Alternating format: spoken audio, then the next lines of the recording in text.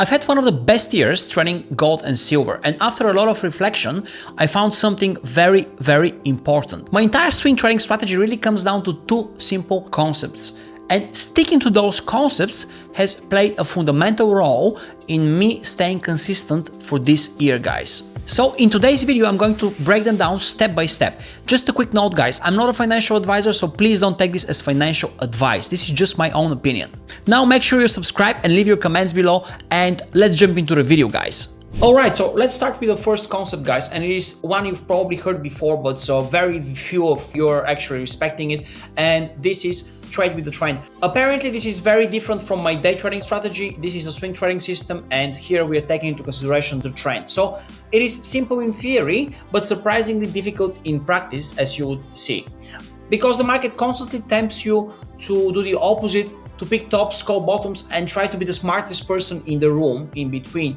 But here is what years of trading have taught me. Strength tends to continue and weakness tends to persist. So remember those words, guys. Strength tends to continue and weakness tends to persist. When institutions start positioning heavily in one direction, markets rarely reverse instantly. It takes time. So they move in waves, creating opportunities for the patient traders who know where to look. And this is where supply and demand zones completely change the way I view price, guys. I have marked those supply and demand zones on this chart here. This is the 1 hour chart of silver, as you can see, and this can, and as we will elaborate later on in this video, show you what exactly I'm looking for. But instead of chasing the markets, instead of entering out of fear of missing out, I began waiting for the price to pull back into areas where those large orders had previously entered the market. And this is exactly what these supply and demand zones are showing us, because these are actually footprints that matter. They often reveal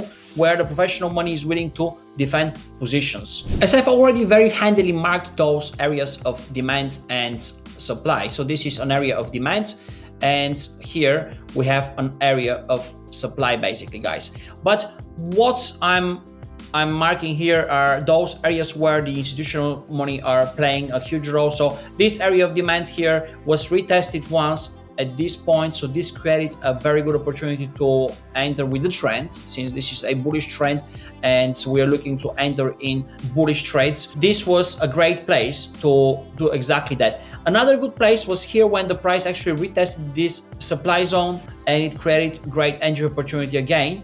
So again, guys, in an uptrend, I'm not interested in selling. I'm looking for price to retrace into demand. These are areas where buyers previously stepped in aggressively, as I've shown you in this chart. And this, again, is a swing trading approach. This is not what I do in my day trading strategy. I need to make a clear distinction between those two strategies. But since a lot of traders are asking me about trading gold and silver, especially after my last video I made regarding silver and also palladium, I thought that this might be actually quite useful. So think of those zones as wholesale pricing. Professionals accumulate at better prices, not after a massive move.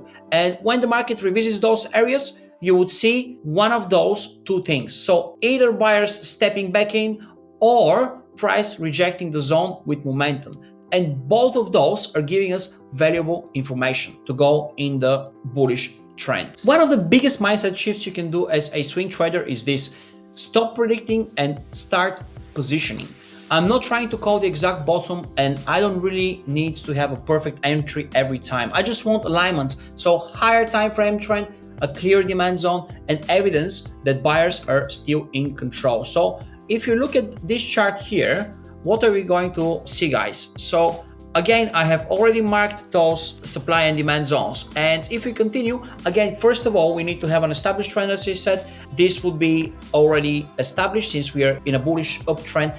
And here, when we establish a zone where the price is actually taking a bit of a break, and we can potentially fine-tune some very good entry points. So let's have a look at this point, guys. Here we have the demand zone, which is already established by those lows here. What we are looking to do is basically patiently wait for the price to come back down to this zone and give us an entry opportunity. So this happened a few times. Once here, and then we had a couple of opportunities here, as you can see by those two lows, and then the price was off. So the price was off to the next supply zone And here, as you can see, we have a very good shorting opportunity. I'm not going to go into details regarding risk management of those trading opportunities, since this is not the point of this video. I will just mark those areas and places where we'll be looking for those opportunities. And as we can see here, the price actually broke through this supply zone,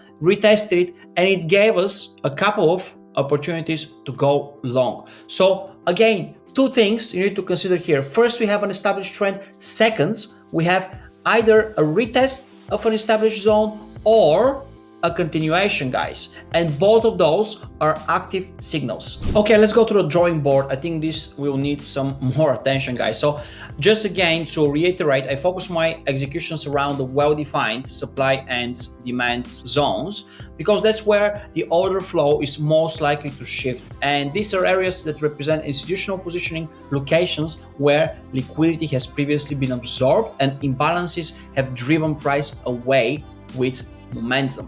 And this is exactly what those areas serve and help us to identify, guys. So imagine we have those two areas here. So I'll be looking for either a price reversal in an uptrend. Again, we need to clearly define the trend beforehand. So if this is an uptrend, then we'll be looking for one of two trades. So this will be trade number one, or scenario number one. Scenario number two is when the price actually breaks above the supply zone and retests the supply area.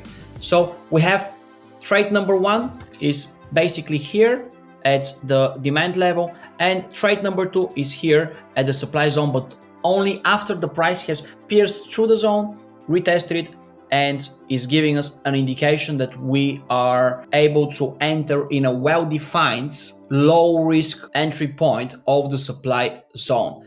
Those are the two only scenarios where I'll be looking for entering in a long trade in an uptrend using my swing trading strategy. Whether I'm trading continuation within trading environment or positioning for high probability reversal, I want price interacting with the zones that have already proven their significance, guys. And the same is valid if you were to take short trade in a downtrend. So imagine we had a downtrend, and again, we have two very clearly defined areas of supply and demand. So this will be our area of or zone of supply, and here we have demand zone. So I will be only looking for two types of trades. Scenario number one, price goes into the supply area or the supply zone and then gives us a shorting signal. Then scenario number two is the price actually breaks below the demand zone, comes here to retest demand zone, and then gives us a signal to actually short.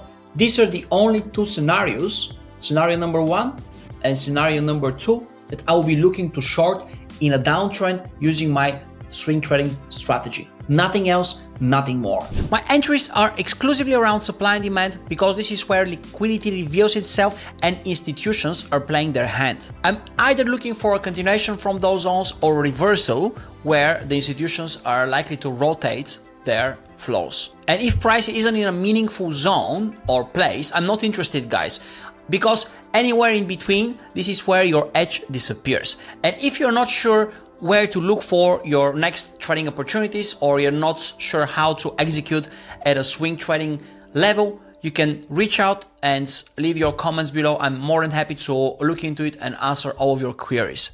Until next time, guys.